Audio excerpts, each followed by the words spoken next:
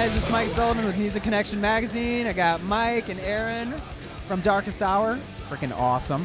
And so we're hanging with them at one of their sponsors. How's it going, guys? We're here at Gator Cases, I guess, whatever.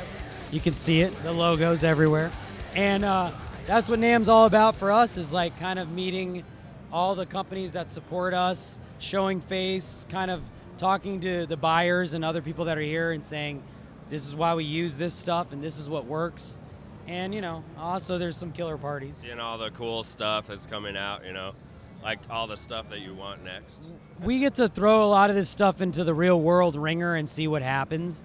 And not a lot of people get that perspective. So I think it's healthy to have artists at NAMM kind of saying what works and what doesn't work, because basically it's funny. Everybody's trying to come out with the new features, the new spin, and not everything needs a new spin, you know? So it's kind of this crazy sea of insanity out here. You have to make your mind wrap around, if you will.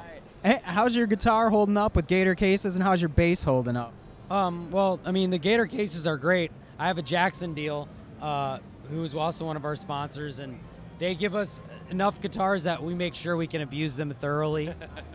But, you know, Gator's been great because these type of cases are good for lights, all sorts of traveling and whatnot. And so it's weird. We were even saying the DJ bag is like kind of perfect for when you're on an airplane and you're a dude in a band, because you have all this stuff. Like we all bring the same things on tour. A computer, an iPod. I mean, there's some socks and some clothes, but that is like on the bottom of the list. Right. It's more like, I need all my recording shit. I need all my movies. You know, and then it's like, yeah, I need my toothbrush. If you are a first comer to NAMM, I would say to make sure you make an agenda of like the things you want to see, because it's very overwhelming here.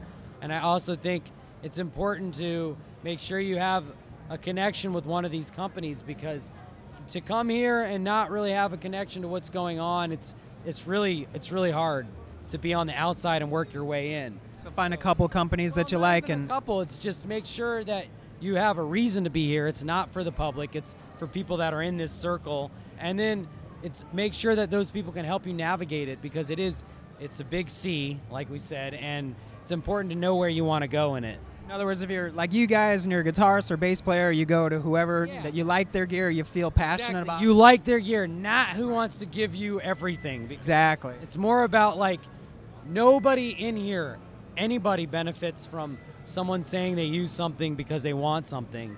They only benefit from people saying, I use this because it works for me. Any advice for up-and-coming artists to kind of get to where you guys are at?